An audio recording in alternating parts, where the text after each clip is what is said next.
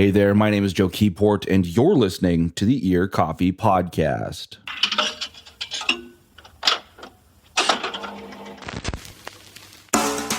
This week's episode, I talked to all three members of the shoegaze band Malamiko about their debut record, All Pleasant Dreams. Despite the title, All Pleasant Dreams is an incredibly raw record, from that first snare hit on Butterflies to the final acoustic strums of In a Thousand Years. Malamiko is one of those bands that's on the top of everyone's minds for a reason here in 2024. And I'm excited to have talked to Daisy, Ryan, and Reese Malamiko, who are right here on the Ear Coffee Podcast. How's it going? Doing well. Good. So let's start off. Let's have you all introduce yourselves and what you do in the band. Put some names to some voices. Great. So I'm Daisy Swimmer. I am the guitarist and main vocalist for Malamiko. I'm Ryan. I'm the bassist and also do vocals, backup vocals. I'm Reese. I play the drums and I do some other stuff as well. Nice. So I always like to ask bands, how do you describe your band to people when they go, "Oh, sick, you're in a band"? What's your music like? What's that like one line you go to? Because usually it's people who aren't in the know and you can't really get into the granular detail of exactly what you're trying to do. So what's that one line for y'all? I say loud and sad usually. I usually just call us like emo and shoegaze, and if people know what those terms are, they know what they're getting into. Yeah. I usually describe like 90s rock, radio rock, but just like sadder and like way more depressing. We say as we laugh. Yeah. Just imagine a butt rock station trying to promote just sad music is just a really funny concept in my brain. Like the 93X promos, but it's just all sad music. So let's start off here. Let's talk about the history of Malamiko. Kind of how did you all get together and kind of what led us to here? I'll let Ryan answer that since he was the He's kind of the impetus, yeah. Yeah, so Daisy and I have known each other for a decade now, 11 years, something like that. We were in previous projects together. We've done like a whole bunch of different things. And then we ended up moving into town at different times, but basically I reconnected. I reconnected with her and I said, like, do you want to, like, I don't know anybody. I just moved here. I don't know anybody. Like, do you want to start a band, or do you just want to like play and just like goof off and do stuff? And then when obviously she said yes. So then I just ended up recruiting Reese, just online. Just found him like on an online forum, and like a local forum. And I posted that I was trying to start a band. Yeah, and we played. I think we had like a couple of rehearsals together, and the vibe was right. So started writing songs. Yeah. So yeah, and that's pretty much it. Yeah, both Ryan and Daisy are from Iowa, and I'm from the Twin Cities originally, but I moved to Duluth for school, and like I had moved back, and I remember like this was like, you know, late 2021, so there's like pandemic shit, and it was pretty rough. And like I think that day that I put the post online to try and find a band, I had quit my job. Oh, I was working in a call center, and I was like, fuck this. And then I put that post on Ryan, and me and Ryan met, and the rest is history. So then, Daisy and Ryan, were you said you'd known each other for about a decade, and were you frequent collaborators on previous projects, or had it always been kind of musically centered, or kind of how did that relationship work, you know? So we met in college. We were actually both music composition students, which is funny to think about now. So like I don't know, we both like admired each other's music. We did some like, like experimental electronic stuff. We both were like into like hardcore, so we eventually like started like a like mathcore metalcore band in college. And yeah, we like I wrote a tuba piece for Ryan like back in like 2016. And then throughout the years like graduating and like living different places, we like kept in contact a little bit. And then eventually like I convinced him to move up here, due to like the various like musical goings. And then yeah, it just didn't take long for us to be like, okay, let's like, now that we like live in the same city for the first time in like 6 years or whatever, like maybe we can do stuff again. And then it pretty quickly was just like, okay, let's start another band. Yeah. Was it pretty natural to kind of fall back into creating together as artists? Ryan just kind of was like, hey, I'm starting a band and I want you to play guitar. And I was just like, okay, sure, I guess. Yeah, I think I'm always kind of like, I'm always like, I always need a project or like something to create with. And so like, it's easiest to have, or it's like easiest to be in that kind of mindset or that sort of mood when you have other people who can get on your wavelength like really quickly. Like all my friends are like also musicians, and just like every and like the best people that I can collaborate with are people who just like can like pick up what I'm saying, which is usually like nonsense 90% of the time. They can just pick it up and be like, okay, I see where you're going with this, and kind of like collaborate on that level really quickly. So I think for Daisy and I think like there's a little bit of like I think there's like a little bit of rust to shake off like when we start playing together, because we've both like in that kind of time frame we've both like really kind of grown and changed a lot like as musicians, and so there's kind of like a little period of like oh, you do this now instead of this, and you have XYZ instead of ABC, and so there's a little bit of a kind of there's a kind of a small period of adjustment, but once we kind of got back into the groove, it was very natural, I think, for both of us. And then Reese kind of came in, and then it was just like, oh yeah, this guy also just like is picking it up really quickly, so like is like getting it, so cool. Well, having that person or having those people who understand like your musical language is so important, because it's not always I need more of this in a very specific way. It's I just want this bigger, or I need some aggression here, and you're like, well, what does that mean? Does it just mean throw another fuzz pedal on it, or do you need like, and just having that is super important and makes the whole process a little less frustrating. Yeah. And so I think like go ahead. Oh, sorry. No, you go ahead. And I think like one of the cool things about us as like how we work together and how we communicate with each other is that we can kind of switch between those two modes of being hyper specific, or like we can kind of use more technical terminology, and then also we can just be very ambiguous and kind of like nebulous if we want, so we can. There are times when, like one of us will say, I want this to be bigger, or I want to use, I want this to sound like this band or that band or whatever.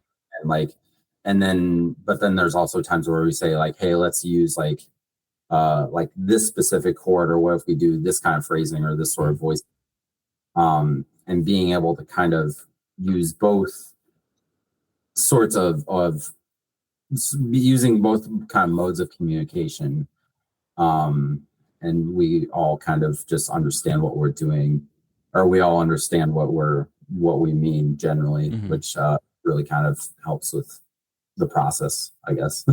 Yeah. And so then, Reese, were you playing in bands when you were in Duluth or before that, or kind of what was your progression into stepping into the band that would become Malamiko?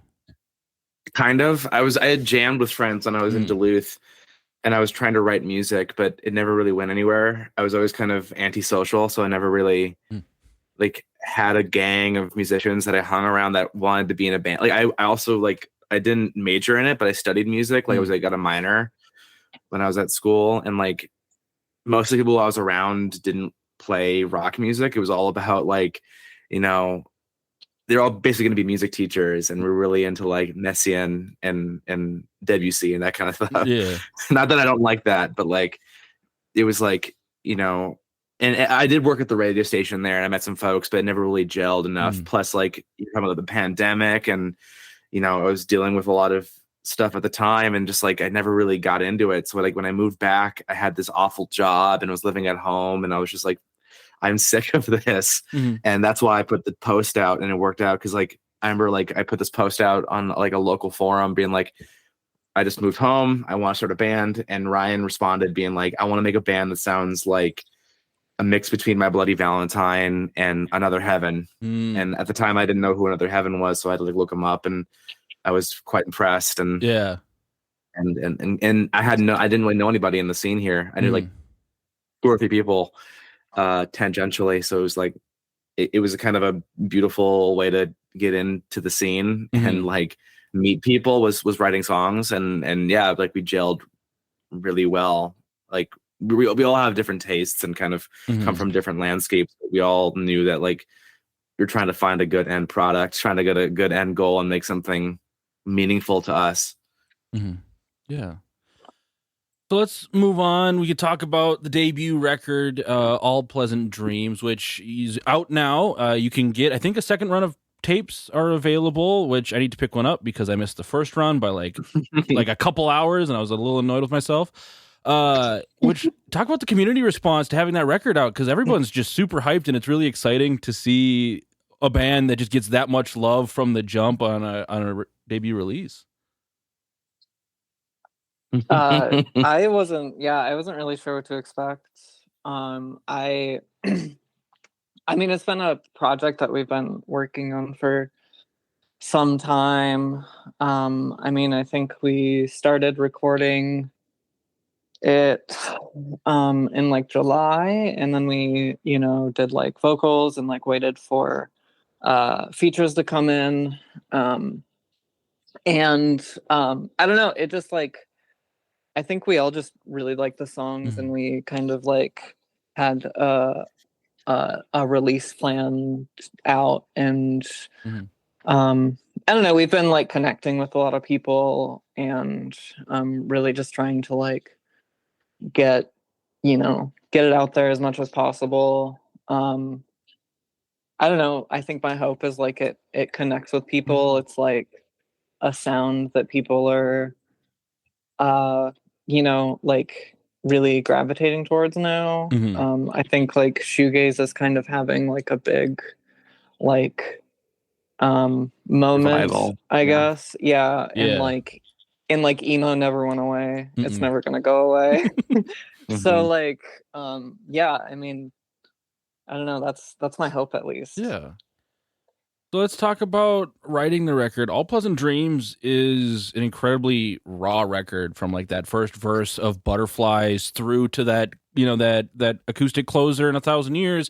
You cover a lot of ground. Obviously, we don't have to go track by track, but talk about the things you were putting into that record as you were writing it. It can be a very bleak record and honest, and with some shimmers of hope. So talk to me about kind of the writing and some of the things you were putting into it and thinking about and kind of processing through it. Do you want to start? Which is kind of a big question to ask y'all. So Yeah. wherever you want to jump in, you could just start talking, you know? I mean, I'll be honest, whenever I write lyrics, it's like I'm never writing lyrics when I'm happy. I don't know. This is like my first time like being a vocalist in a band. Okay. And like I've done like a little bit of like writing, and like I've written about my music. I've like written like supplementary things for like my music and like other like various things. But this is like my first time like writing lyrics for a project that I'm like proud of, and really like exploring like themes that I want to talk about. I don't know. I think a lot of it was just like I have a lot of I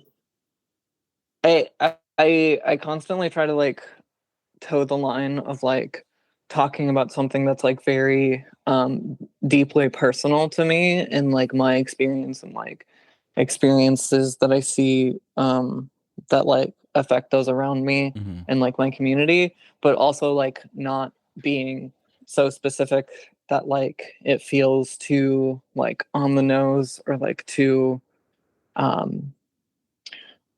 pandering or whatever you really want to call it. Yeah, I don't know. I'm writing about like a lot of like personal like things to all, often talking about like anti-queer policies and like the fact that the government fucking sucks. And really just like thinking about a lot of those. I also just like take a lot of inspiration from like a lot of things that I'm like a lot of like media that I'm consuming. One of like the first songs we wrote, Untitled for Felix, we were talking a lot about like art that inspires us, and we one of the things we initially really connected on was like queer art, especially like queer art from the AIDS epidemic. And I read a book by T. Fleischman called Time is the Thing a Body Moves Through, which is this queer person like just like really just like it's an essay of he just like talking about their experiences just like traveling around and like visiting friends and like cruising and like like seeing like and talking about like their life and like ponderings and musings. But they're also the through line of that essay is talking about Felix Gonzalez Torres and his various sculptures. Of course, one of the main ones is his portrait of Ross in LA, which is the candy piece, where everyone takes a piece of candy that's in the corner. And they like really muse on like this concept of like what this like piece of candy symbolizes, and they do that for like so many other pieces of Felix's throughout this book. And so like yeah, that was one of the like that was a more tangible I guess like song where I can say like this is like what like this is like where this inspiration came from, and this is like the genesis of it.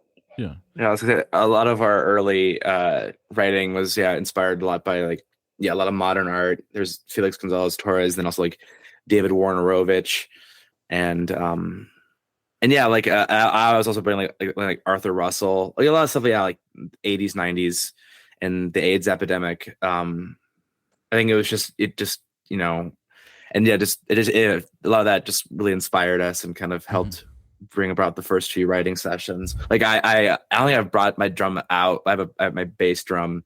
I painted with a David Warnerovich stencil. Like there's like a house on fire and all that. So we were all kind of like, that's why also our first run of shirts had like a thing of candy on it, and that was inspired from that too. It's like interesting. That is so cool. Because you touched on the media thing a little bit earlier, which was like, I believe the chorus from Butterflies that was taken out of a news piece, right? I saw the chorus is actually about it's actually a tweet. Oh, okay. From someone that was talking about the most recent. I'm pulling it up on my phone. It was about a lot of like the anti trans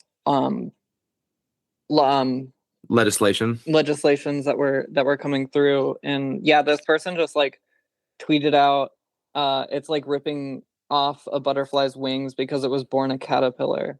You're sadistic, let us fly. And yeah, I just like read that and was like, that's a really good, like succinct way of putting that. And yeah, that was like pretty much just the basis for that song. Just like kind of like talking about like the trans experience and like you know, I kind of think about it as like a body horror piece of just like really thinking about like anti-trans legislation and like just like what it is to be a trans person and like in like our current existence. It's not always great. Yeah. Also, speaking body horror being another piece of media you often bring to writing sessions. I love body horror. You talked about Tetsuo the Iron Man. I swear to God, like Tetsuo the Iron Man is the perfect film. I'm so sorry. That was why I said I wanted the release show. The first thing I said was, "We are Malamiko, and our love can destroy the whole fucking world," which is the famous line from Tetsuo the Iron Man. I'll have to look that up. I am not familiar, but that doesn't mean So I'll have to check that out when I get a free time. It's a doozy. Is Godzilla body horror? Ooh. Don't get into this. Don't get into this, man. Don't make me get into this. But like, if you watch Shin Godzilla, like it does have a lot of like you could call it body horror. I don't know. What would make it body horror? Since we're on this tangent now, what's your litmus test for what is and what is not body horror? This is a podcast. We can talk about whatever we want.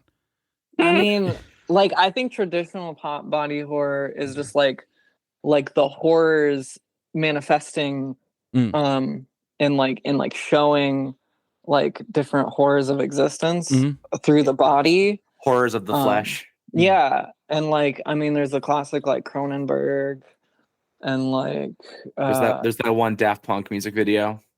Prime time of your life. Yeah, right. I'll say there's some metamorphosis in Shin Godzilla, which is kind of horrifying.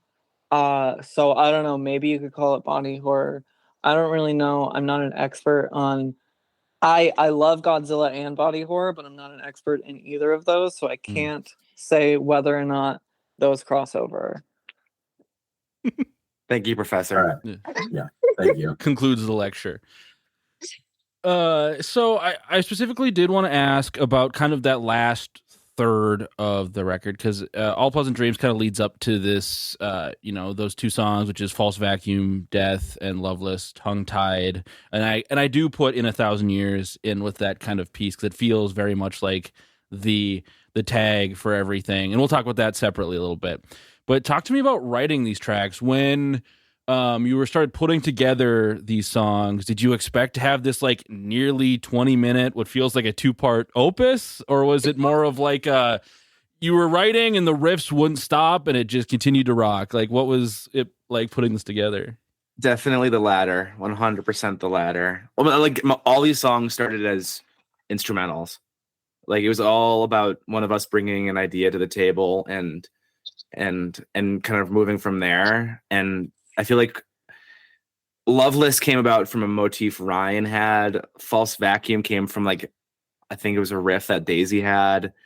And it was just like slowly but surely we kind of eke out these, it went from being like jams to being like, we're not a jam band, and making it structure and kind of, and then from there, it's like, just kind of let the spirit take you and kind of see how you feel about it from there. But yeah, none of them really were like, we're going to go into this making like an opus. Yeah. Like something super long. It was all kind of actually meant to be trimmed down, but it didn't feel right to trim it down too hard. It was like like we were like it felt comfortable, like it felt right. So, and like we weren't even planning on putting them together right next to each other in the album. That was actually like post-production, like right before mastering. We were just like, okay, yeah, no, let's put them on the B-side of the record and put them right next to each other, because we were like we had a different like track list planned, and then we like talked to a couple of people. Turn In Crow made some suggestions on track listing, and we like had like a like stressful couple days of like conversation trying to decide where to put the songs. But yeah, I mean, like False Vacuum Decay was the first one we wrote, and it was really just like, man, this riff's really fun and sounds really good, and so like let's just like, I think we wrote the second half that first, and then we were just like, okay, this riff is great, but like we need something to go on with it. Yeah. So we ended up just like writing like a 10-minute track just because like the riffs were good and it just felt right. And then Loveless, I think we went into it like planning on that to be like the final track on the album. And I don't know, we just like, we wrote some riffs and then we're like, well, we want this like big like finality of it. So it just kind of like built up to this like, like spacey bridge section to really like hit this like huge, like, I don't know, probably the closest thing to like a breakdown we could do.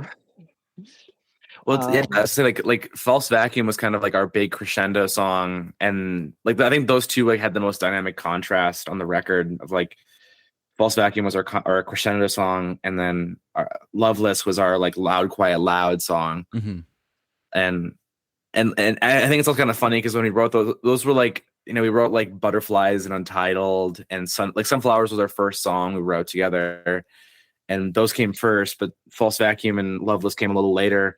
As in 1,000 Years, and like just like remember like those were the songs that really got us to be more energetic, and I think that kind of helped blossom our live show more. Like it was just like we were really like all of a sudden, like when we were playing live, I started seeing Daisy and Ryan like going super hard, and I was like in the back like, what is going on here? Yeah. And, like people like, I was gonna say like our friend Andy and Eat Lava and you Damon was like, it's the song of the summer, False Vacuum Decay. Which I think is very, very fun. Yeah. And tagging it with that final track, that In 1,000 Years. And I was reading in the Turning Crow zine today a little bit that the interview you did, and that song went through some revisions a little bit to try and make it stick. Talk about the process to get it to where you felt it did the record justice as a final song.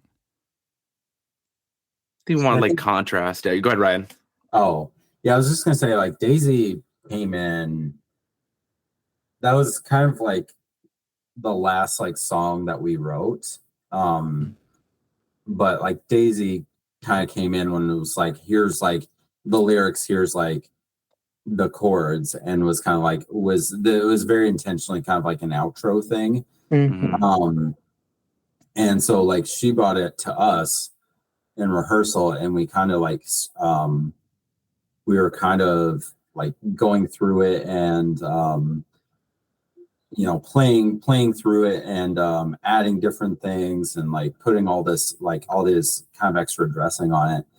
And after a while, I think we realized that like we're trying too hard to like add extra stuff to it. And so like what we ended up doing is we took a lot of those ideas that we kept like the very kind of like stripped bare version, and we put that one on the record, and we took a lot of those ideas that we had in rehearsals, and we we kind of like basically just reworked it into like our like live or our opener for our set. So we kind of have like, we basically end up with like two really different versions of the same song. Mm-hmm.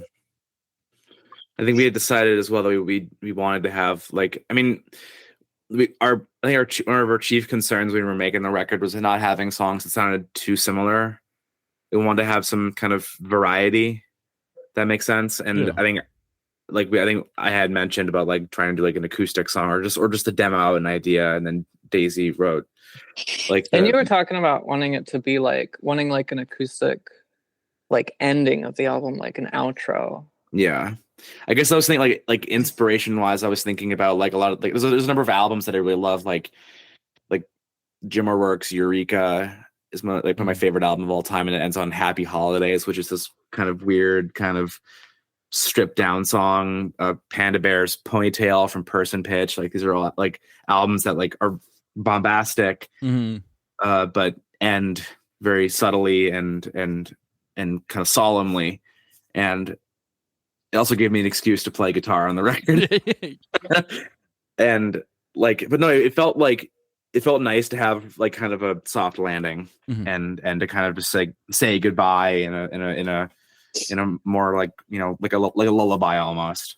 Yeah, and I was thinking a lot about like when Reese suggested like having like this acoustic ending, like there are a lot of like different like topics we talk about in the album, but like there's a lot of like through line to it, and also a lot of the like writing isn't like super like can be a little bit like cryptic and esoteric. Not that I try to do that, but I understand that it can maybe come across that way. So I was like, okay, like let me like wrap this album up with like something like succinct and like more straightforward lyrics to like to end it with like both like a straightforward like instrumental and a straightforward like lyrical passage, you know, very like strophic, like folksy sounding to really juxtapose all that other stuff that came beforehand. And I'd also be remiss, since we're talking about side B, to not mention that Mark Engelman, our good friend, did a lot of the treatments like synth wise and keyboard wise on the latter half of the record, especially 1,000 Years. Like he does like Rhodes and kind of like Crazy Prophet stuff, and it really helped flesh the song out. And then That's really cool. It was great. And he also played with on us on the release show at Cloudland, and it was really nice. And also Cole Police added a sax part for Loveless, and they were those kind of all like later adds to the process, but they all like really helped kind of bring things together a bit. Yeah, there were things we had talked about in like kind of like pre-production. We were like, okay, like it'd be cool to add a saxophone in this song, and like the person that like I desperately wanted to have like saxophone, I was like, Cole. Yeah. And then you know, I think since I don't know, we all sort of, especially like Reese had been wanting to do a lot of like keyboard additions.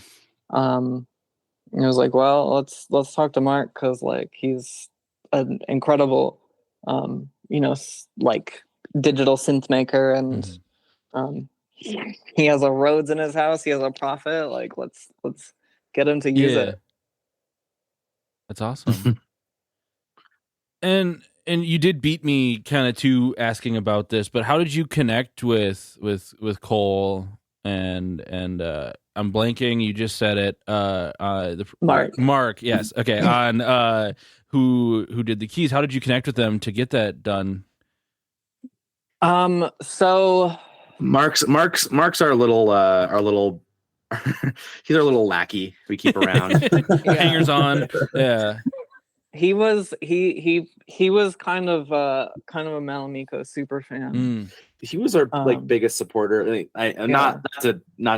Of a number, because we had a lot of great support, but Mark was coming to shows a lot and really kept us like motivated. Like he was really excited. So he was. We always make jokes about him, but he's a sweetheart. He is a sweetheart. Yeah. He's a sweetheart.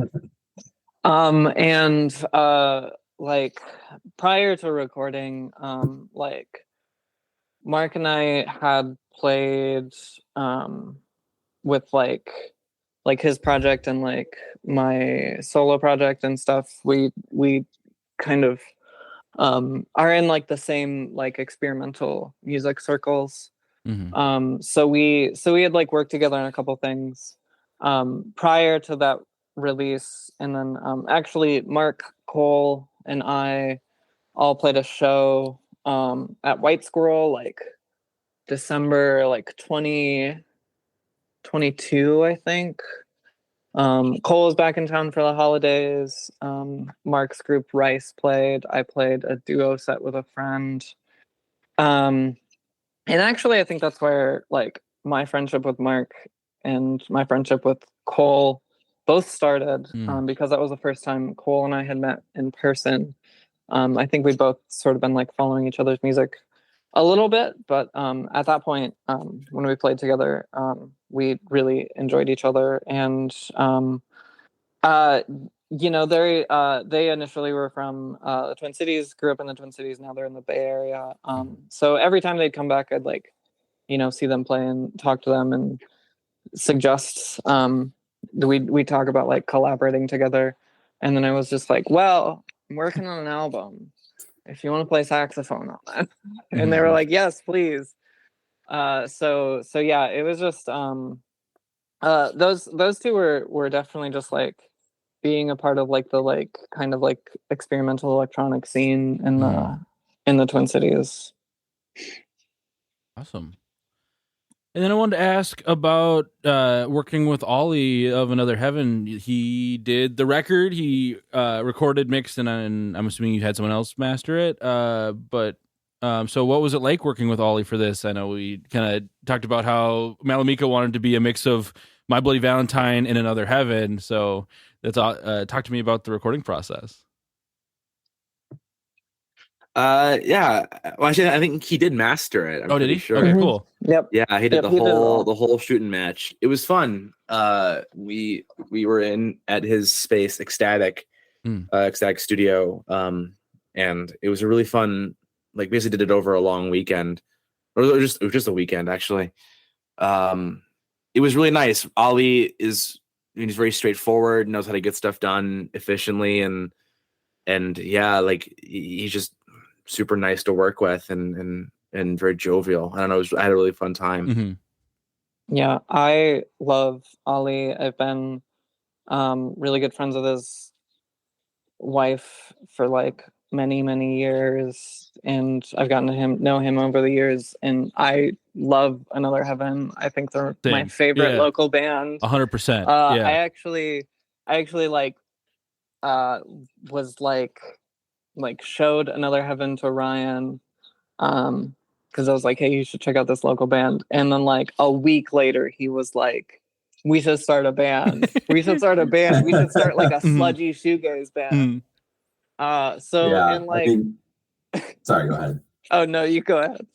I was just gonna say, like the Another Heaven, just like it just hit so many different things. That was like it scratched so many different itches that I was looking for in music at the time, that I just like didn't see other bands doing. And like I just like it was just like I listened to it. I think I listened Forever 6 times first. And I just like listened to it and I was like, oh my God, like this is what I've been looking for this whole time. Like this is like genius. It was just like, oh yeah, I want to do this. I want to do this. So yeah. And then for recording, I mean, like he knows what sound we're going for. Mhm. So like there wasn't really much of a conversation Mhm. for like recording. I was just like, I want to do it with Ollie, and like I know him well, I trust him. Like I think that's the person we need to go for. Awesome. Well, cool. I just have a couple questions left for you. And so one is kind of where can people go to connect with Malamiko? Where can they know what's happening next and what's coming up so they can stay tuned? Mostly like we use a lot of Instagram. Mhm. We do have a lot of shows coming up. A lot that aren't announced yet, but will be announced. Some local, some not. Yeah. We'll be traveling a little bit with Eat Lava later on in July. Not very far, not very long, but yeah, but mostly Instagram. Malamiko the band. Yeah. That's We have all the socials. Send us an email. Talk to us at shows. Because we're friendly. I'm willing to talk. You'll have to kind of poke the other ones to get them to talk a little bit. Yeah, but, we did just do a tour, and yeah, we'd like get back from a show and it'd be like 11 p.m. and Ryan and I would be both gone. That day I did wake up at like 5:30. So you're still cutting a little slack here about this. We drove from Duluth to Davenport in a day. Ooh.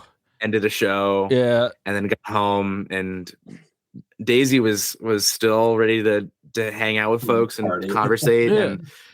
But you were dead, and I was just playing Sudoku. Every band needs like the one chatty person, because when my band tours, Sam is that one. I'm gonna go hide in the green room because I'm tired and I don't want to talk to anybody. Please, someone go be friendly. You know. Yeah. I need to be more of the chatty one. I need to get out of my shell a bit more. Yeah. I've been working first shift for I get into work at my day job. I get into work at 5:30 Monday through Friday. I'm just like wired that way now. And so like 8 p.m. hits and I'm like, all right. Well, we do early shows. Yeah. Everyone's like bedtimes. Yeah. And I respect it. Yeah. And then we want to save a section for y'all to shout out either your friends or bands you're loving in the scene or regionally. And sometimes this is the time where people pull out their Spotify's a little bit quick to scroll through what you're listening to. But as I see the faces of I'm being put on the spot, what are some bands y'all are hyped on locally and regionally that you want to make sure people are listening to? Well, I suppose we should start with. Yeah, so we would just start with like the release show that we just had. We played with Ollie's other band, Die, who are great. Two Eyes, DIIE, our good friends Andy and Meridian in Strange Frequency. And then, as mentioned, Mark's project, Rice. All wonderful folks. I also want to say this project's product band. That record was really cool. Daisy's wearing a shirt from a band. I'll let you talk about them real quick. Ray Gun Youth, good friends of ours. We played their release show just about a month ago or so, I guess. Also a great, like, kind of like noisy, like, hell yeah brother band. There's so many to count. The other folks from Strange Frequency are in Eat Lava, kind of an like indie emo band, and then Andy and her partner Elle's main project is Eudaemon, which is kind of like a screamo adjacent black metal. There's so many projects to make note of in the scene. There's so many like good bands. And they just keep popping up. And this is a non-exhaustive list, because we could be here all night. We're just gotta shout out Woodbine. Graham. He's cool. No, yeah, he's sorry, go ahead. Xochi of Ice Climber is also a huge, has been a huge advocate for us. Yeah. I've played an Ice Climber like a couple times, and like we've played with them so many times. And Xochi personally is just like has been a huge support for us, and she's also great. And Ice Climber's always playing some great shows. Xochi got us our first show, actually. Yeah. Oh, sick. Yeah, I went and I photographed their anniversary show with the like 20 plus piece rock orchestra, and I loved Ice Climber's recorded music, and I was just blown away by the fact that you have 20 people on stage and they're that tight playing not really written out music. It was just like, this is sick. I want to shout out Wanderer. They're like a hardcore band, but they're like metalcore, hardcore, whatever. They're like touring a bunch now. I think they're in like Texas right now or something. But they're really good. We played a show with them in scare quotes. And it kind of fell through because we were up against a very strict 10 o'clock cutoff time. And by the time we got to them, they had like probably like 20 minutes left to get set up and everything. So Wanderer, we owe you a gig. Yes, we owe you. Apologies. Love your music, but yeah, unfortunately that show kind of doozy with a whimper. Other bands, I don't think we've never played with Prize Horse, but I just want to shout them out because like they're really fucking cool. They play like a lot of the same kind of indie rock, much more like angular and kind of weird and shit. So they're cool too. Absolutely.